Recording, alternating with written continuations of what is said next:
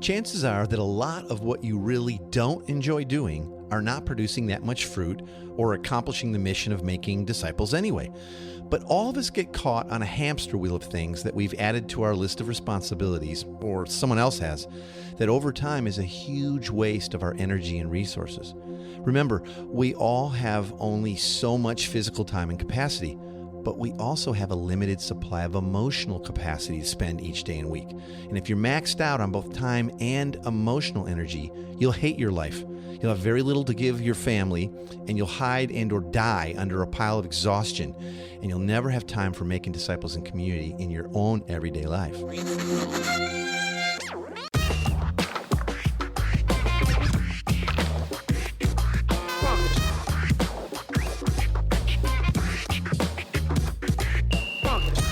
Welcome to the Everyday Disciple Podcast, where you'll learn how to live with greater intentionality and an integrated faith that naturally fits into every area of life. In other words, discipleship as a lifestyle. This is the stuff your parents, pastors, and seminary professors probably forgot to tell you.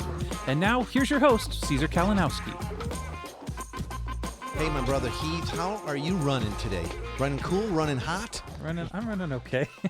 How are you? You seem to be a little worked up over your day gig, just slightly. Yeah. Not like, anybody in particular, but just It's the grind of going, man, I wish they would listen to some of us that are boots on the ground. You know, the day-to-day. Yeah. People have something to say because they understand. And just to point out, you're not working at the church gig anymore. So, but that still exists everywhere, right? Yeah. It can.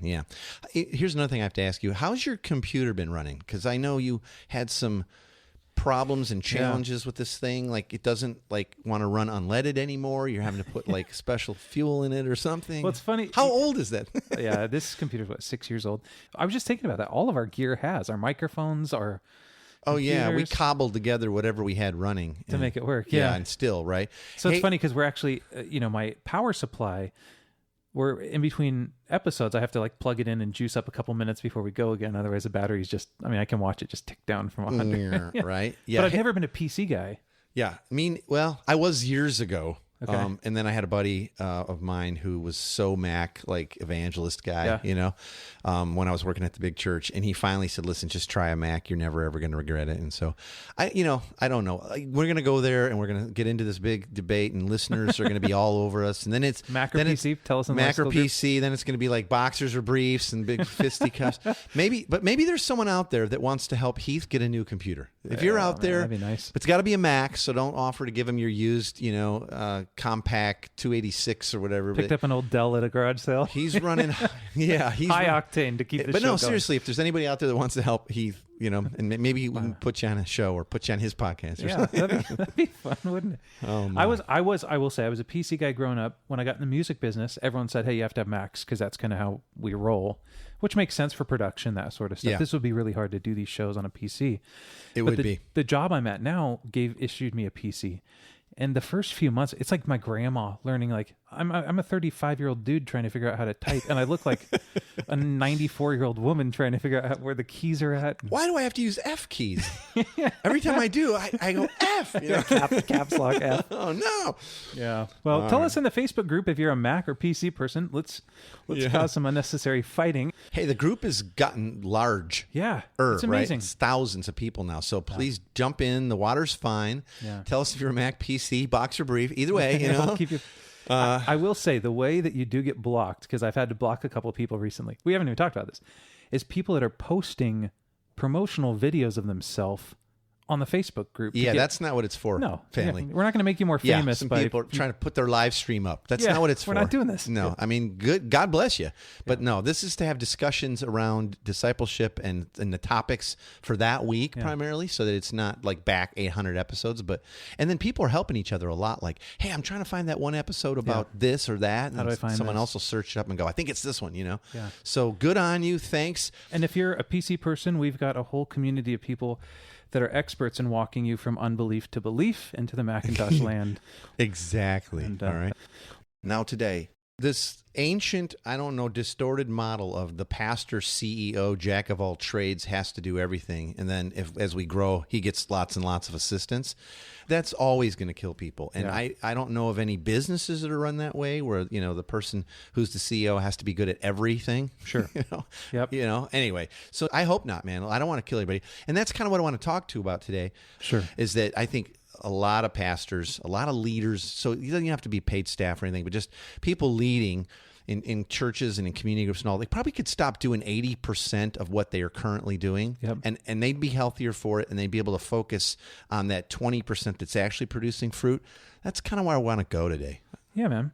That makes sense. Not everybody's going to push the reset. Sure. It's just like, how long have you been fighting that? Tina's computer lately, it's just like every time she hits a key, she waits for the cursor to react. I'm like, what's going on?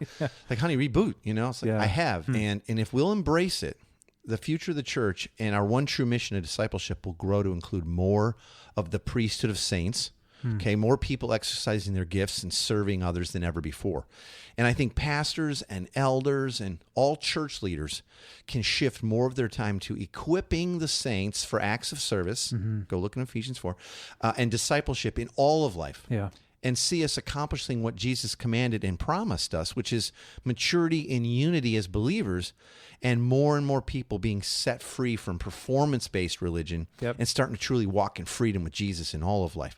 I think if we'll embrace this and shed certain things going forward, this is what a cool time. So, how would you say, how does a pastor or other church leaders begin to reframe their roles and how they spend their really stretched thin time so that we can actually see the things that you described happening more and more? Because I've got some pastor friends who now I know are up against a crunch because they go, it's time for us to innovate, but now they have to give account to either a board or elders that don't strategically think like that. And so they're kind of caught in this weird world.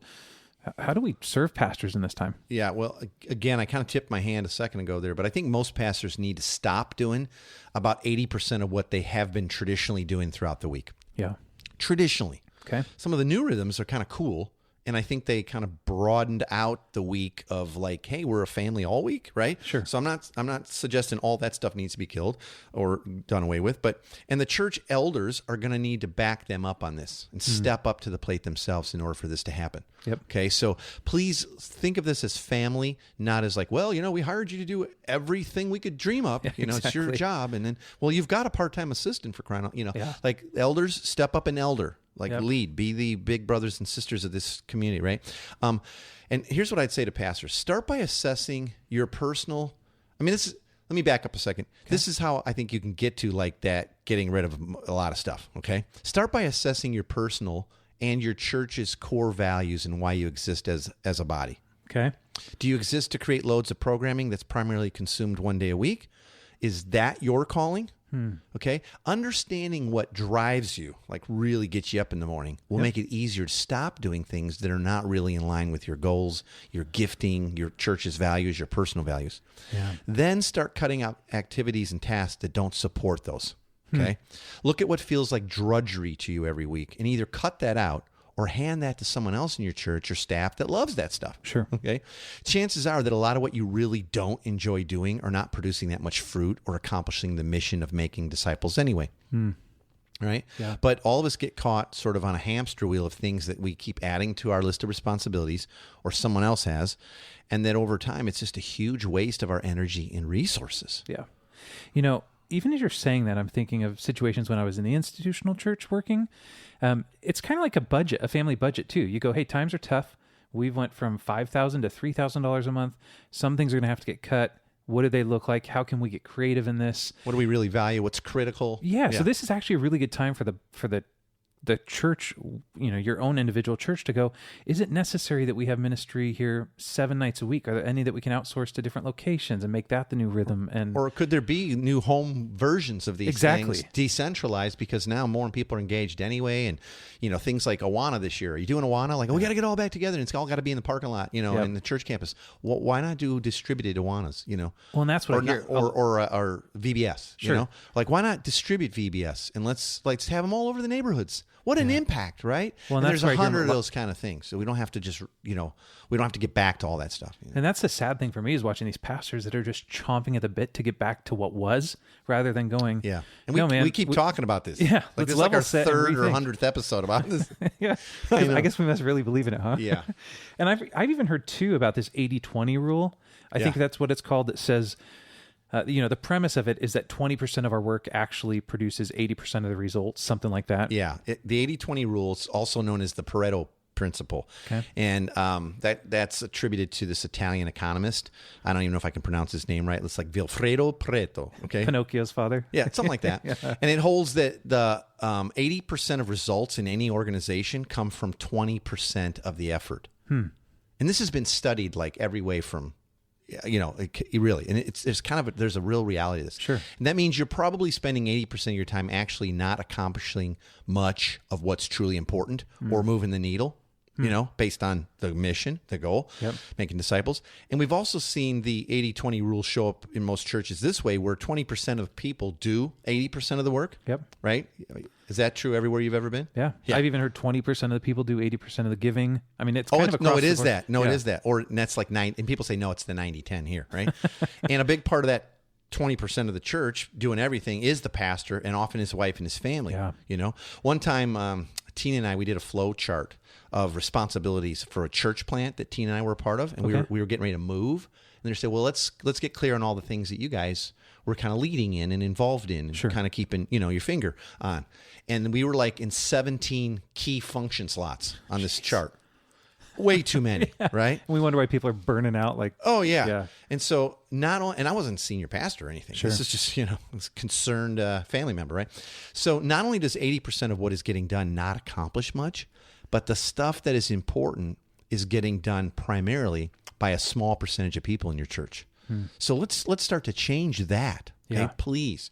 So use this idea, sort of this 80-20 thing, this Pareto principle, to refocus your schedule. Yeah. And I want to suggest start creating a stop doing list. Okay, things that you're going to stop doing. Yeah. And you create that list from the 80% area of things, right, that aren't really accomplishing the mission. Sure. And start concentrating on the things that are bringing real results and bringing you joy, and you're seeing multiplication. Like there's a disproportionate amount of joy and momentum from this 20% of stuff. This 80%, it's like expected. We got to do it. So from that 80% chunk, start creating your stop doing list.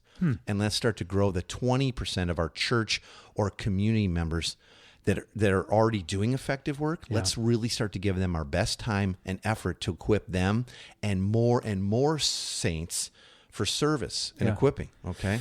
I don't want to break script too much here, but one thing that I think too is really important is just an honest assessment of what that looks like. Because there's some people, when you're in the rhythm of week in, week out, doing, you tend to not be fair with what is actually happening. And so I know there's all kinds of even apps on your phone where you can log your week and go, oh man, I really spent way more time on this than I thought. Yeah, it's a good within coaching and even leading church staffs. Yeah. I've done this many times throughout the years, and no one likes doing it, but I go, listen, I want you to log from the time you wake up to the time you go to sleep every 15 minutes what you got done. Yeah. You don't have to stop It's shocking. You don't have to stop every 15 minutes, but like if you were working on X, Y, or Z for like 45 minutes, at the end of that, go, all right, 45 minutes this. Yep.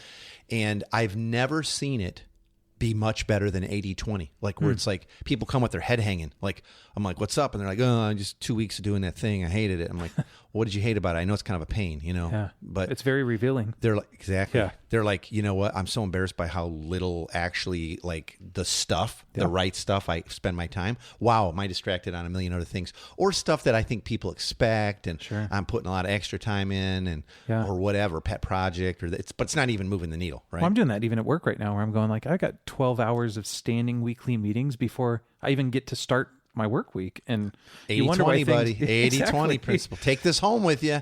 All right, here's another thing. Okay. Resist energy drains.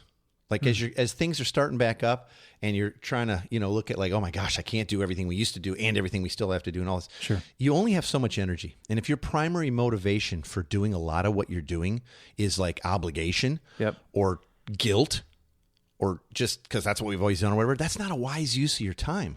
Like steward better than that, right? Man up, woman up, whatever, pull up, right? Pull up those big pants, and who wants a pastor anyway that's just doing their job merely out of obligation or guilt? And no one. All right. So know the people in your life and know the activities in your daily, weekly life that bring you energy, and then prioritize those activities and people. That's good. Chances are those people and activities are square in the middle of that super productive 20% anyway. Sure. So you're not like, oh, I'm forsaking all this stuff. No, you're not. You're focusing on the parts that are actually, accomplishing the mission. You're giving your time to those people who are probably getting most of that done anyway. Yeah. And you're looking for ways to start to equip more and more people to take stuff off of your plate so you can focus more and more on equipping and the 20%, right? Yeah. Does that make sense? And remember, we only have so much physical time and capacity in life, but we also have a limited supply of emotional capacity to spend each day and week. Emotional capacity. So people look at their calendar and go like, man, I'm really busy. Or I wasn't that busy this week, but man, am I fried? It's like, you know why? Because it was high emotional level stuff. Yeah. And when you're doing a lot of stuff you don't feel good at, or it's not in your sweet spot, or it's not really in your values, that is eating up your emotional capacity, regardless of what the calendar looks like. So if you're maxed out on both time and emotional energy, you'll hate your life. Yeah. You'll have very little to give your own family and probably your church, and you'll hide and or die under a pile of exhaustion. Yeah. And you'll never have time for making disciples in community in your own everyday life. You'll just be like, I'm just too busy and I'm exhausted, and you will be. Yeah. But you don't have to be, okay? You don't have to be. This might get a little bit of flack too. But one thing I've found to be just kind of a practical tip is, it's like runners who just keep running and running and running, and eventually they wear out. For me, I've got an app, like a mindfulness app, that twice a day just pings me to sit down for 5 minutes, close my eyes, listen to a little meditation thing. And I'm amazed how taking 5 minutes and slamming on the brakes and sitting there. Oh, yeah. I mean, the next I did 2 10 or 3 minutes. hours, I just go. I did 10 minutes right before you got here today to record the podcast because I'd just been running today. And I was like, I don't want to bring that sense of like scatteredness and like freaking out to this, which we love doing. Yeah. This in my life is the 20% for sure. That's moving the needle. And so, yeah, I totally agree with you. Man. I agree with you. So I'm sure pastors, even church leadership, are kind of listening to this, maybe a little anxious. And I'm kind of curious, like, how can leaders start to engage their roles and how they actually spend their time without everyone just getting freaked out or without them worried about being fired by the elder board, stuff like that? Yeah. Well, my guess is that for a lot of people, especially if you're a pastor listening to this and you're leading, probably between 60 and 90% of your church's time and budget is spent in some way around Sunday mornings. But you're having so little time to release new missional leaders, new disciple makers, right? Sure. To really equip people in their gospel fluency. And that has to be addressed. Yeah. Because there's always going to be the next thing. There's always going to be something we can hide behind and all that. And I always want to be clear. I'm not suggesting that you change everything overnight. Okay. And I've talked to my buddy Mike Breen about this, and he's written on this. There's always going to be stuff that needs to be changed. And his suggestion is you go after evolution rather than revolution. He says revolutions are bloody and expensive, and usually everyone on both sides ends up dead. Wow, it's true, right? So you want evolution. So I'm not suggesting you go like, listen, I was listening to the Caesar and Heath, and I'm going to stop doing 80% of stuff tomorrow. What we're trying to say is you probably can get to this, and you'll be so much more effective and have joy, right? So what do you do? And so here again, this is some of Mike's language. Imagine your church is a cart and a horse. Okay. There are things in your church that are higher maintenance. And they require a lot of organization, a lot of your time and attention. And that's fine up to a point. But the horse, the thing that pulls the cart, that's you and your best leaders.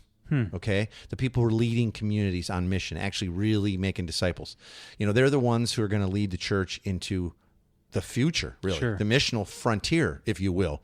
And they're going to take the cart along with them, okay? But the problem comes when we have carts that are just too heavy and too ornate and elaborate and fancy and lights and sound and action, and they're too inflexible and they are high maintenance, right? Sure. We want to be a lot more lightweight than that, okay? So if that's your situation, here's what I think you need to do. You need to feed the horse, right? And slowly make the cart more lightweight, okay? Yeah, that's what you start taking stuff out of the cart. Like, hey, we're getting back to doing Sundays, and Sundays used to include this, all that. And we spent all week getting ready for it.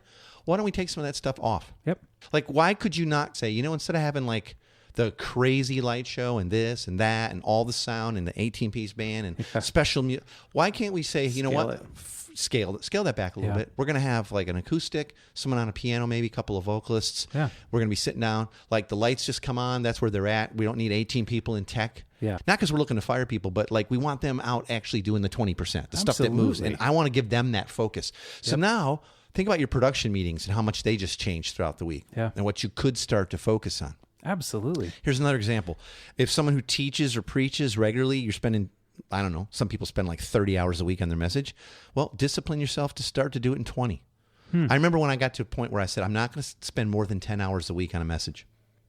Really? Yeah. 10 hours. Guess what? It's there's another principle here that says that something like the amount of time allotted will always rise to meet the need, or vice versa, or something like that. And so what I found is when I had 10 hours to prep a message, you better get it done in that 10 hours. they were just as good. In fact, they were more concise. They didn't tend to run on. I usually had one big idea or two that were being totally developed versus I had to read every commentary. And every all of it. And there was all these disjointed things, and it was proof texting all over the wall, and it was crazy, right?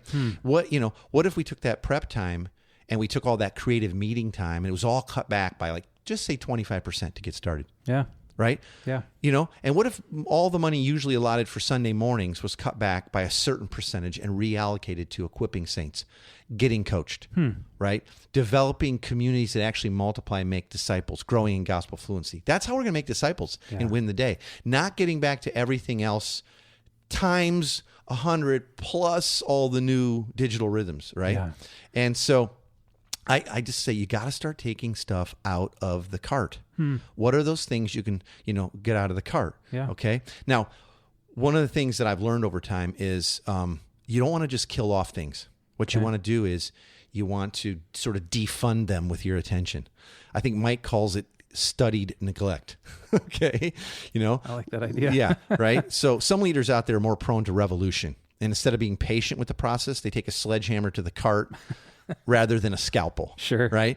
And when you do that, when you start killing off stuff, like we're getting back together, but we've just killed everything and events and all these different stuff. And you do it all in one fell swoop, people will feel it and they'll freak out. And maybe they don't even really know that it's not benefiting them or whatever, but they just feel like they lost something. Right. Yeah. And so it's a pretty easy thing. Rather than killing stuff, stop resourcing it with your attention. That's why he calls it practice neglect. I call it just defund it. Yeah. I'm not giving it my time. We're not equipping to that anymore. You know what? We're not paying staff to have 15 or 20 hours of production time for Sunday. You can prep that up. It's the same 30, 40 songs that we've done for the last 10 years. Yep. You can prep that thing up in 2 or 3 hours. Easy to go. If you don't know your songs by now, yeah.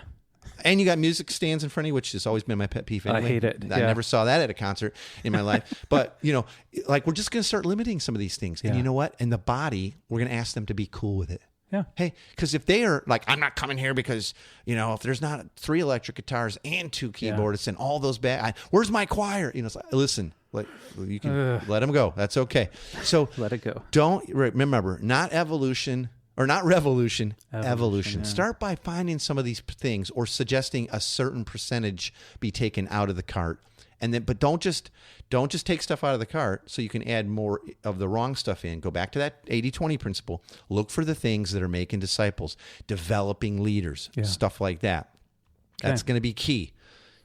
Like I said, you have a very finite amount of time and energy and emotional capacity and all that and attention, right? Sure. So whatever you're starting, that from anytime you add stuff, something has to come out, or you're doing worse at all of it. Okay. Exactly. Now, please don't miss this too. Okay. Sorry, I'm running on a little bit here. Please don't miss this. We have to start equipping more of our people for mission and disciple making. And see, now is the perfect time to do everything we're suggesting here because we have a very real and plausible quote unquote excuse. Sure. Right? That our folks and our elders will understand. Like we're coming out of something that's happened globally that's never before happened in the way that it's happened, exactly. Before. So, there's been pandemics. Not when we had sound systems and lighting and electricity and all that, you know what crazy. I mean? And all that. And Skype and Zoom and all this, right? So everything has and is changing, and there's no way that the pastor, preacher, CEO, jack of all trades model of pastoring and leading different areas of ministry or children's ministry, whatever, will suffice. And people all understand that. They do. Okay? Create your stop doing list. Check it against your core values. Hand off things to others that are important, but here's another thing. Don't call it delegating, and really what you're doing is abdicating. Ooh, Okay. that's good, yeah. Right? A lot of people say, well, I'm going to start delegating a lot more. And you hand it off and they crash. Sure. And they burn, or they feel neglected or forced. No, equip them. Yep. Equip them. Check in with them. How's it going? How about you watch me do it this week? Then I'll help you. Then you'll help me. Then I'll watch you. Then I'll give you a little feedback. Then you're on your own. Come to me if you need help. Take things out of your cart, defund or exercise that practice neglect, right? Then train and equip folks to take on things from that 20% part of the list that are really working and important, right? And are producing disciples. And you know what? Don't be afraid of letting your people sort of fail forward, or like I like to say, suck forward, Yep. right? And create new ways and experiences for doing things. And here's what your posture needs to be as a leader to be able to do this is you're going to exercise low control over your people, but high accountability. Yeah. You know what I mean? Yeah, absolutely. Low control. So listen, I don't have to micromanage all that because now I'm just busier. Yep. I'm letting go. I'm not abdicating because I'm equipping. I'm delegating. I'm letting people. I'm having low control, but high accountability that they're actually getting it done. Yeah. That if I ask them to get back to me with any questions they did, that's accountability. That's what adults do. That's what healthy family does too. And you know what? People are probably wondering right now. So, how do I know who to hand what to? Sure. Right? And if you're a smaller community, you're like, there's nobody to give anything to. It's like, ooh, who will take up these new leadership roles? Sure. That's what we're going to talk about next week on the podcast, okay? Can't Awesome. go.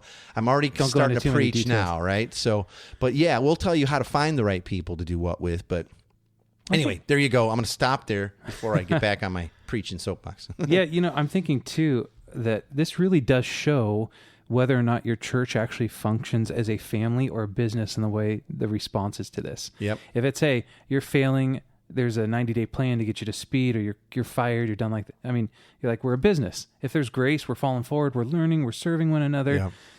You're a family. And so I think this is really where you can separate the sheep from the goats and go, we're a family or we're a business. And what are we? And this isn't just about pragmatism, so like we can get more done. No, it's about, are we doing the right thing? Yep. And taking 80% off while we've got this opportunity so we can give full attention to the 20% of the people and the things that are actually making a huge difference and making disciples and building the kingdom and seeing people come to faith and all that. Because let's be honest, so much of what we do doesn't. Absolutely. But we just keep doing it week after year after, we do. millennial. So I'm working with a church right now who, they just spent millions and millions and millions on a new building because the pastor says that this is the way that you keep people coming. This is the way you attract people to Jesus, by the lighting show and the LED walls. And okay. All right. Keep it up, man. Okay. All right, let's get to the big three. All right. Because as always, we want to leave people with big three takeaways from today's topic. So if nothing else, things that you do not want to miss.